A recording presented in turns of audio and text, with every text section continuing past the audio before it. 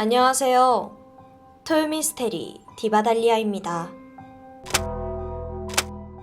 지난 2015년 23살인 중국인 장거 씨는 부푼 꿈을 안고 일본 유학길에 오르게 됩니다. 그녀는 1년간의 어학원 생활을 거쳐서 이듬해인 2016년 법학으로 유명한 호세이 대학 석사과정에 입학했습니다. 그리고 학교 근처 도쿄 나카노에서 자취 생활을 시작했죠. 물론 유학 생활이 쉽지만은 않았어요. 언어의 한계도 있었고 아무래도 타지에 있다 보니까 외로움도 많이 느끼니까요. 그래서 장거는 자신과 같은 처지의 중국인 유학생들과 자주 어울리게 됩니다. 그중 특히 그녀와 잘 맞는 친구가 있었는데요. 그녀의 이름은 류신. 둘은 자취하는 곳도 가까웠고 고향도 같은 산둥성 출신이었습니다. 알고 보니까 똑같은 중학교를 다녔다는 접점도 있었죠.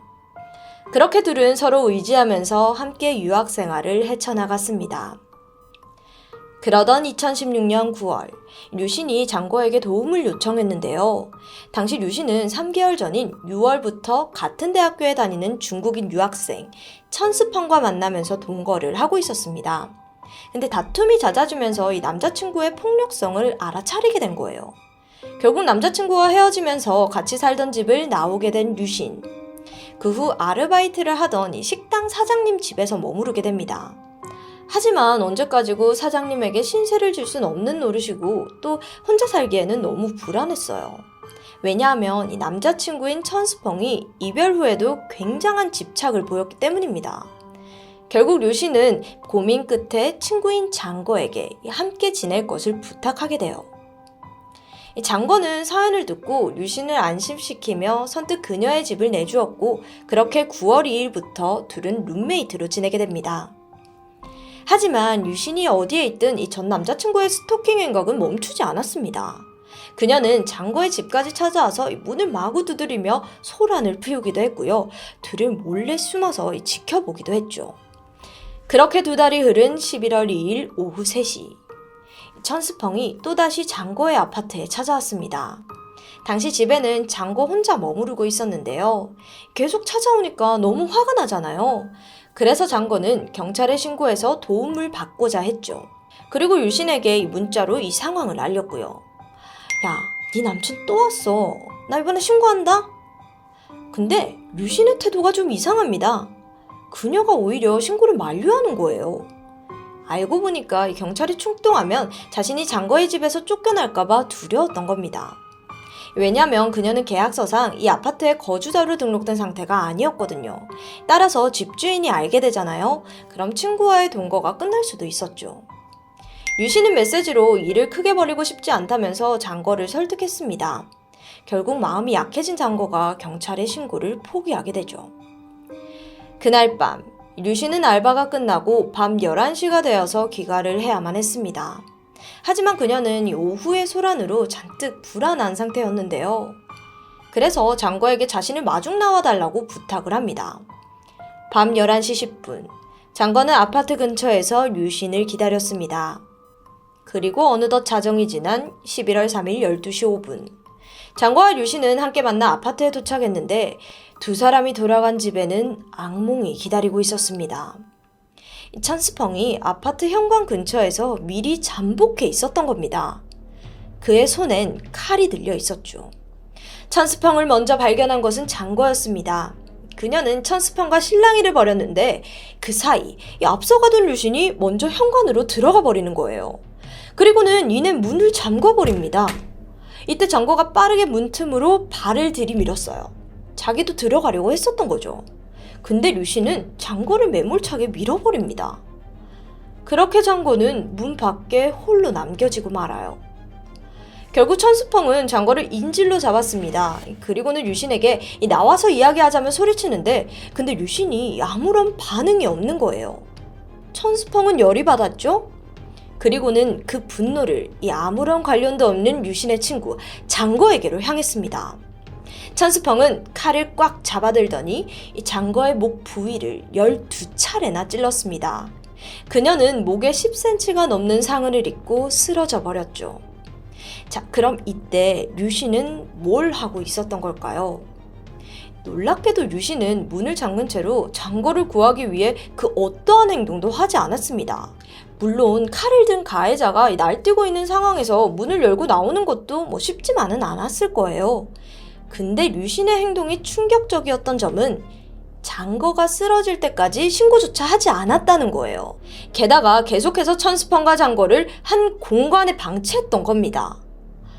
나중에 장거가 비명을 지르면서 쓰러지자 류신은 그제서야 경찰에 신고를 했죠. 하지만 끝끝내 현관문을 열고 나오진 않았고 그렇게 장거는 과다출혈과 쇼크로 숨을 거두고 말았습니다. 현장에서 도망친 천스펑, 얼마 안 가 경찰에게 체포됩니다. 한편 이 장거의 어머니 장추래는 딸의 소식을 듣고 중국에서 곧장 도쿄로 달려왔습니다. 근데 어머니가 정말 납득할 수 없는 것이 있었는데요. 장거의 죽음을 방관하고 심지어 장례식장에도 참석하지 않은 딸의 친구 류신의 태도였어요. 그녀는 의도적으로 유가족과의 접촉을 피했습니다. 물론 단 한마디의 위로나 사과도 없었고요. 또 류신은 법정에서도 모든 정황을 자신에게 유리하게 진술을 했습니다. 사건 당시 현관문을 잠그지 않았다는 거짓 증언도 했죠. 하지만 금세 거짓말은 들통났습니다. 왜냐하면 경찰이 신고 전화를 했을 때 그녀가 당시 문을 잠궜다고 말한 내용이 고스란히 남아있었기 때문입니다. 물론 이 사건에서 1차적으로는 장거를 잔혹하게 살해한 천스펑이 가장 큰 잘못입니다. 하지만 친구의 죽음에도 이 뻔뻔함으로 일관하는 류신의 태도 또한 유가족의 마음을 찢어놓기에는 너무도 충분했는데요. 얼마나 어이없습니까? 분노한 어머니는 해당 사건을 공론화하기로 결심합니다. 그녀는 SNS를 통해 딸의 죽음을 알리면서 장거를 방관한 류신을 비난했는데요. 이 과정에서 류신의 신상 정보가 공개됐고 이에 류신은 네티즌들로부터 많은 비난을 받았죠. 그녀는 이름을 유난시로 개명했지만 이 사실도 곧 알려졌습니다. 그러자 류신 또한 분노했습니다. 그녀가 수사에 협조하지 않겠다며 울음장을 놓은 것인데요. 심지어는 친구의 어머니 장추렌에게 패륜적인 행동도 서슴지 않았습니다. 류신은 중국인 명절인 춘제날 장추렌에게 메시지를 보냈습니다. 가족들과 모여서 행복한 한 해 되세요. 딸을 잃은 어머니는 이 문자를 받고 어떤 생각이 들었을까요? 여기서 끝이 아닙니다. 이어서 그녀는 아줌마, 피로 만든 만두 맛있어요? 라는 메시지를 남기기도 했습니다. 장거가 과다출혈로 사망한 것을 상기시키면서 고인을 모욕하는 내용이었죠. 이 외에도 류신은 장추렌에게 명절 선물로 비둘기 고기와 소, 돼지의 목 힘줄, 오리목을 보냈습니다. 비둘기는 장추렌이 장거를 부를 때 사용하는 애칭입니다. 목은 장거가 사망 당시 찔린 부위고요. 이런 막장 행각은 류신만이 아니었습니다.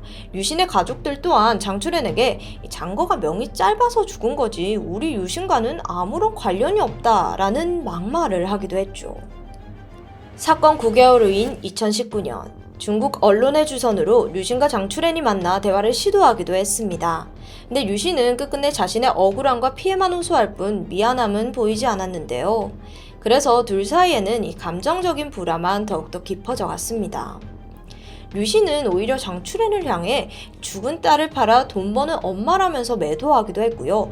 또 자신을 옹호하는 사람들로부터 약 1,000만 원가량의 현금 후원을 받기도 했습니다. 자, 그럼 이 직접적인 살해 가해자인 천스펑에 대한 처벌은 어땠을까요? 2017년 12월 일본 도쿄 지방재판소는 그에게 살인 및 협박죄로 징역 20년형을 선고했고 그렇게 범인은 죗값을 치르게 되었습니다. 근데 하지만 유가족은 계속해서 고통을 받았습니다. 친구를 사지로 내몰고 줄곧 무책임한 태도, 그것도 모자라서 고인과 유가족을 비난하는 류신 때문이었는데요. 그녀는 SNS에서 익명의 계정을 만들어 장추렌과 장거 모녀를 비난하는 글을 작성하기도 했고요. 심지어 장거가 자신을 짝사랑했다는 근거 없는 소문을 퍼뜨리는 등 지속적으로 피해자와 피해자 가족을 모욕하는 겁니다. 그런데 류신이 주장한 것 중 가장 황당한 것은 또 따로 있었습니다. 그녀는 천스펑이 애초에 자신이 아닌 장거를 노렸다고 주장을 하는 거죠. 류신의 주장에 따르면 장거가 천스펑에게 류신이 임신했다면서 수술비로 하나 2,000만 원가량을 요구했다고 합니다. 이에 천스펑이 불만을 품고 그녀를 공격했다는 건데요. 하지만 이 장거가 그런 요구를 했다는 요구는 그 어디에도 남아있지 않았습니다. 이에 재판부는 천스펑이 원래 노린 범행 대상은 애초에 장거가 아닌 류신이었다는 점을 확정했습니다. 말도 안 되는 주장을 했었던 거죠. 결국 장출애는 이런 모욕을 견디다 못해 2019년 10월 28일 류신을 고소했습니다. 2022년 12월 중국 칭다오시 인민법원은 장거의 죽음에 대해 류신의 민사상 과실과 책임을 인정했습니다. 이에 중국 내에서도 놀랍다는 반응과 환호가 뒤섞여 나왔는데요. 물론 류신의 행동이 충격적일 정도로 도의에 벗어난 것은 사실입니다. 근데 류신의 직접적인 가해자가 아니라는 점에서 손해배상 책임이 인정된 건 정말 주목할 만한 이슈였죠. 재판부가 내린 판결의 근거는 류신과 장거 사이에는 구조자와 피구조자라는 특수한 관계가 성립되어 있기 때문입니다. 이게 좀 더 자세히 설명을 해보자면요. 장거는 함께 살자는 류신의 부탁을 받았죠. 그리고는 자신이 위험해질 걸 알면서도 선뜻 집을 제공했고요. 이에 따라 이들 간에는 서로 간의 우정과 신뢰를 바탕으로 도움을 주고받는 특정한 민사법적 관계가 인정되었다고 본 것입니다. 따라서 류신은 장거의 안전을 보장하고 위험을 고지할 의무가 있었고요. 그러나 류신은 오히려 장거를 더 큰 위험에 처하게 했습니다. 경찰의 신고를 막아 공권력 구제의 기회를 잃었고 현관문을 잠궈 그녀가 피신할 기회도 막았으니까요. 이 모든 상황을 종합했을 때 류신은 장거가 겪은 위험에 일조했다고 판단한 것입니다. 또한 류신이 메신저와 SNS를 통해 유가족인 장출애를 자극하고 도발한 혐의도 모두 인정되었죠. 이에 중국 재판부는 류신이 장거의 유가족에게 하나 1억 3천만 원의 경제적 손실과 정신적 피해를 보상하라는 판결을 내렸습니다. 장거가 사망한 지 1894일 만이었습니다. 먼 타지에서도 친구의 어려움을 돕고자 했던 장거. 아주 일부만큼이라도 류신이 장거를 생각했다면 애초에 장거가 죽음까지 가는 일도 류신이 장거의 죽음에 대해서 배상해야 하는 일도 전혀 없었을 것입니다. 자신을 도와준 친구를 외면하고 뻔뻔한 태도로 일관한 류신과 그녀의 가족들. 지금쯤 가슴 깊이 반성하고 친구를 추모하고 있을지 궁금하네요. 지금까지 토요미스테리 디바달리아였습니다.